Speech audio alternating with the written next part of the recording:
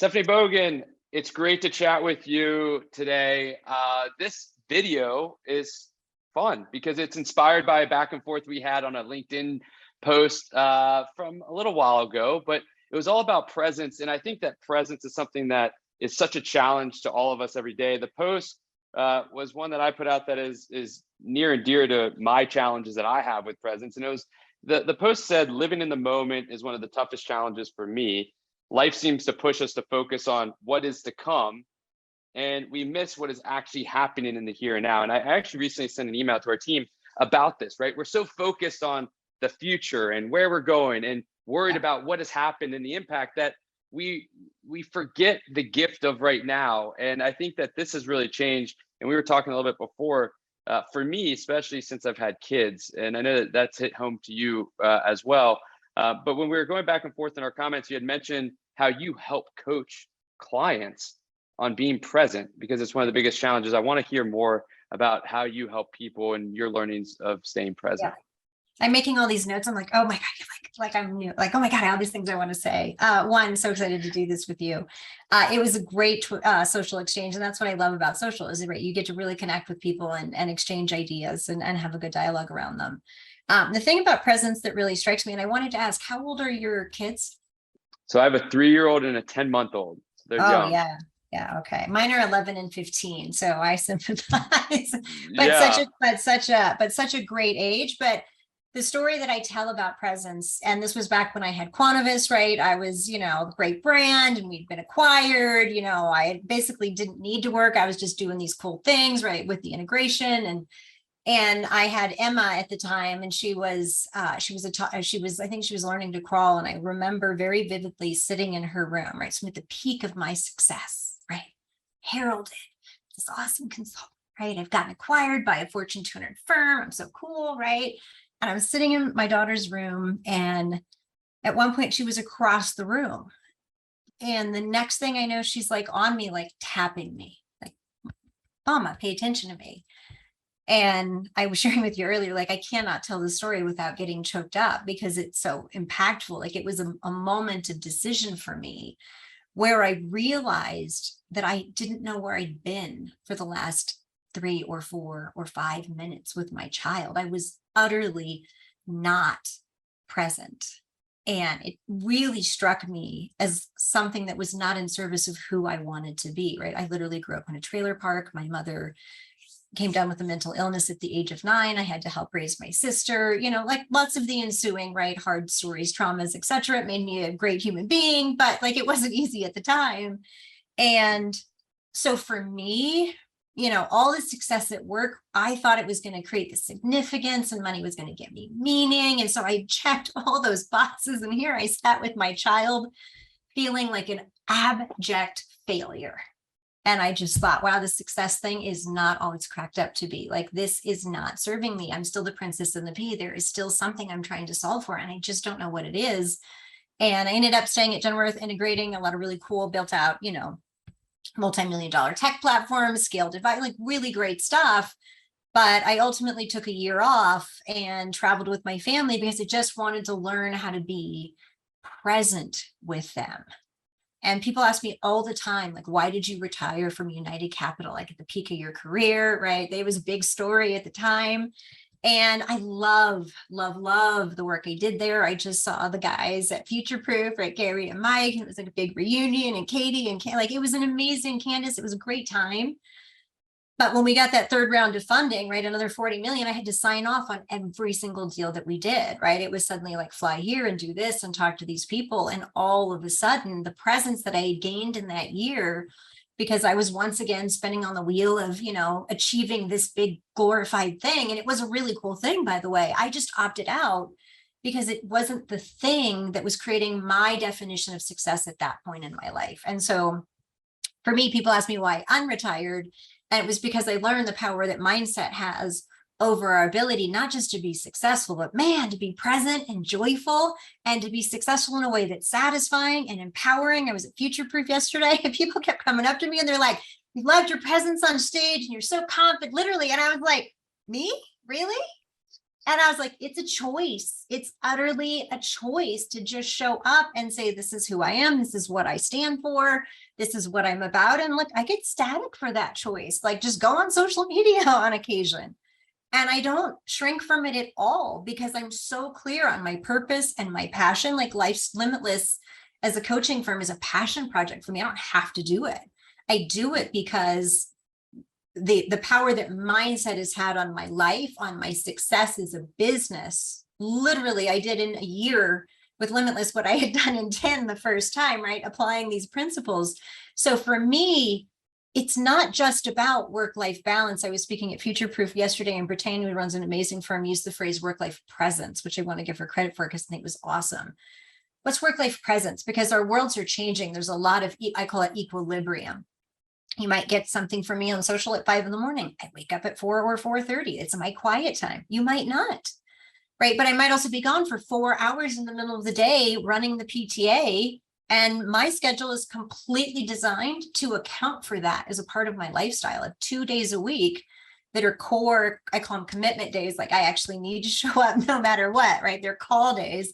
But my Wednesdays, my Thursdays, and my Fridays are very flexible. So I've designed my schedule, and we have lots of time management models and strategies at Limitless that help advisors get their time back. But coaching is what can help you get your presence back. And it doesn't have to be coaching, by the way. It's just a level of awareness about something very simple, and that's state and energy. And we have, you and I talked about this online. We have, I call it my awesome sauce exercise to really help advisors get very quickly to that awareness of their state and to shift themselves into a much more present state really quickly, so we can start to take agency, not just over our time, but how we show up for our clients in those meetings, for our staff when they're engaging with us. Let's be honest, we could be a lot more present. And for our families when we show up at home. And let's be honest, we're not even talking about being present for ourselves in terms of self-care. And so time is our greatest revenue and happiness producing asset. But we squander so much of it because, again, 70% of the time we're in this survival-based stress state. That's not presence. That's anti-presence. That's where effort and action and the complexity and the overwhelm come from. When we can shift into that calm energy state, we call it being above the line, being in an empowered success state, then you know how to get clarity and you know how to account for what you need to account for to solve for your situation, so you can get back to a place that is not only working, but feels good. And my challenge to advisors is so often like, why are we compromising on the it's working? And in particular, why are we compromising on it feels good? Like, is that really our definition of success? It's so interesting when you talk about presence. I was actually just journaling about this morning because I had a peer of mine who's going through a terminal cancer, and they're still got everything, their mind working, and they were talking about going through hospice and like figuring out hospice and everything of that nature. And it just dawned on me that we focus on getting our presence when we know our time is almost done, and we look back and we realize, wow, we needed to make the most of it. And it's unfortunate that we let the end let us figure out what our whole life should have been about. And someone like you has figured that out. And I think that is something, though, that we can control, right? That is a perception. That is something that we can control. There's so much in life that we can't. But when you get near the end, you start to see things a lot clearer than you do in the middle, because we think that we have an infinite amount of time, even though we know we don't. We feel we do. So we're like, oh, we'll get to it later. And we're always fearful that if we do pull back off the gas pedal for a second, then then everything is going to fail. Like, we go straight to the worst case scenario. Like, I pulled off the gas pedal for a second, I'm going to be on the street begging for money. My family's going to hate me. I'm done, right? Which is just crazy how many steps that would take to get there, which is a challenge, I think, for all. I was talking with a female executive, and she was sharing, she was like, I was literally standing over my child and I was feeling so guilty because I was having a really hard time being present. And it's exactly what I said to her is exactly what you're saying, which is, it's not our fault, but it is our responsibility, which is, it's our survival brain kicking in, saying, you've taken your gas off, you've taken your foot off the gas. And there's a sort of story somewhere in there for people that run, right, that whole like drive mentality. There's a story that go means okay and stop means bad. And until we can actually, one, be aware of that and then check it. And so that was the conversation that we had, which is, well, what's the story behind it? Because events have no meaning. It's just the story that we give them. That's literally scientifically backed. It's the biggest discovery in behavioral science in 100 years. Events don't have meanings. It's the meaning we give them. And so when you think about presence, the word presence is literally, right, a conjugation of present. It means you're not in the past and you're not in the future, because that's where we focus on worry and anxiety. And we're there too much of the time. So one of the exercises that we use, so we have this saying that when your vision is clear, your decisions are easy. They're at least easier. Doesn't mean they're without effort. It doesn't mean they're without economics. But what they do is they create a very convincing roadmap for change. If when I got pregnant with my first child, I knew that I wanted to leave every day at 5:30, that this whole like maniacal work hour thing was probably not going to work if I wanted to be a great present involved parent.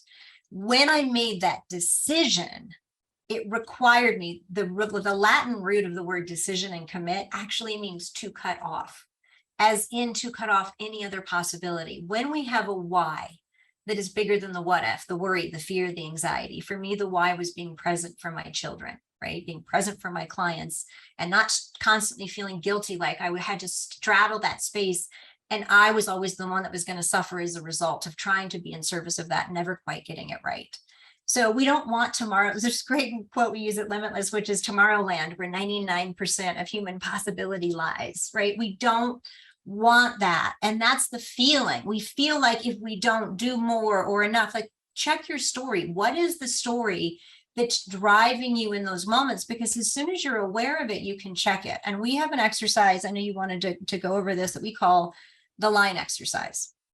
And I want to share it with you all because it's the simplest way I know to check your presence. I use it daily. And when I'm not present, I'm always like, oh, here I am again. And you literally take a piece of paper. Use my Limitless notepad here. We have these really cool Limitless notepads, but today I'm going to turn it around and I'm going to draw a line on this piece of paper. And above the line, I want you to draw a plus. And below the line, I want you to draw a minus. We use this a lot with time to really figure out where you should spend your time. Above the line are things that are energy creating. You love them. They're empowering. They give you joy. You could do them for long periods of time. Below, right? We love those. Below the line are the negative, disempowering things that we don't like, that we would love to get rid of. There's usually a lot more things below the line.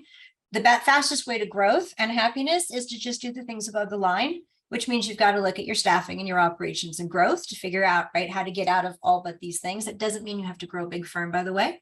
In this virtual tech world, we have loads of advisors that are doing it with like a part-time virtual assistant. It's awesome. Now, I want to talk about that. That time thing will really change your life, by the way, if you just get clear on that and act on it. But let's talk about it with respect to your presence and your energy state. Above the line is when you're what? Like, think about what each of us are. I'm calm. I'm clear. I'm conscious. I'm nurturing. These are my words, right? I'm loving. I'm empowering. I can show up for my children and their crap from whatever day they're having. And I can be like, oh, I understand where you're coming from. Let's talk about that. Versus like when I'm not, when I'm below the line, when I'm overwhelmed and I'm anxious and I'm fearful and I'm uncertain and I'm busy and I'm scrambling, like what are the words down here? When it's time to stop work and engage with your family, I do this before meetings. It's powerful before meetings. But anytime you want to own your state, how you're feeling, am I calm, clear, conscious, and confident? Because that's how the people in our life want us to show up. Do the line exercise and ask myself, am I above the line or below the line? Am I feeling like a confident, empowered success state? I can, I will, everything is figure outable. I got this. Is very different than, oh, I'm going to run into the house. I don't have time for this. I got to set this aside. That email's in my head. My kids are talking to me. I don't really hear what they're saying. That's below the line. Nobody wants to be below the line. We're not even there on purpose. We feel guilty that we're there. We just don't know how to get above it. Step one is you just get aware, get clear. When the vision is clear, the decisions are easy. Ask yourself, why am I below the line? I would literally sit in my driveway when I drove to work pre-COVID, and I made a commitment to my family. And this is the most powerful commitment that you can make if you want your success, whatever it is, to be satisfying. I committed that I would not walk into that house until I was above the line. I told my husband, if I have to sit in this car for 27 minutes to clear my head of all the shit that I'm carrying around, then that is what I do. But when I walk into this house, I will be calm and clear and conscious and nurturing and loving, because that's what my children's need and deserve from me. I need to show up for myself for the people from my love and for my good work on the planet fully and freely. And that means I have to start being present. And for me, that was a game changer. And it is the thing that I teach often and go to myself, because in those moments, we all get there. I was at one conference and I flew into Future Crew. I got up this morning, right? I was talking to you. I've got 3 podcasts today. Before this meeting, I put my hands on the table and I was 15 minutes late. I literally had to reach out to Matt and say, here's what happened. My apologies. But in order to not scramble and be present for you, Matt, I was able to sit in the space, and I hope that you appreciate it, because no one likes to make people wait. But I sat there and I said, I'm either going to rush into this meeting and I'm not going to be my best full self, or I'm just going to reach out to Matt and say, here's what happened. Total honesty. I need to ask you for 15 minutes. Matt was gracious. And as a result, I had time to to actually get out of my pajamas, because it was that kind of morning. We all have those mornings, me included. The difference is I can take the time and the confidence in myself and our relationship to say, I need this. Don't do that all the time, by the way. You don't get to do that every single time. But because I was able to sit in that space and go, wow, I call it my whirly wheel. I'm in that rush state. I don't ever want to show up for a podcast in that place. Doesn't mean it's bad, but I never on the other side go, wow, it's my best self today. And that's what I want to give you, right? So I was like, we're going to sit at this desk. Even though I'm already like 17 minutes to my 15 minutes late, can't find the podcast link, I put my hands on the desk and I say, I'm really going to enjoy talking to Matt today. I really want to be of service. And I just took 30 seconds to breathe into that. And as a result, I've been able to show up hopefully better and clearer and more conscious, because I had a crazy morning. But I wanted to show up for you and the audience present and above the line. So I took that time to just ask myself, am I above the line or below the line? I'm below the line. Breathe. Okay, what's keeping me stuck there? What do I need to let go so that I can show up and be present for this conversation? Everybody And if I didn't know that you were late or had all that going on, I would never have known it from our conversation here at all today. And the above the line exercise reminds me of what we do with our leadership team, which is A game and D game. What is your A game state, and what do you focus on doing there? And what is your D game state? Being aware of it, right? You said it early on. A lot of this comes from awareness and self-awareness and being okay with that. And I think that that's a huge thing. And I'll say that the other thing that's really helped me with presence as well is, and to your point, right, is I've got my 8 values that I just live by. And I write them every day. I reread them every day. And every day throughout the day, my decisions are dictated by that. And I don't feel bad or guilty for making a decision that aligns with my values that may not, unfortunately, align with someone else's, because I have to sometimes please yourself, like in terms of what your values are and going forward, before you can be of service to others at that point. So Stephanie Bogan, I want to be super appreciative, or very cognizant of your time, but appreciative of you sharing this awesome sauce exercise with us. And we're gonna have to do it again, because I think we can have a full 3 or 4 hour podcast here about some of these things. We really could. So anytime, Matt, it's always a pleasure to chat with you. Thanks so much for the invitation. Everybody, I hope that this was helpful and that helps you mind your line in a way that helps you build a wildly successful practice and a life that you love, because anything less is settling, and we just don't want you to do that.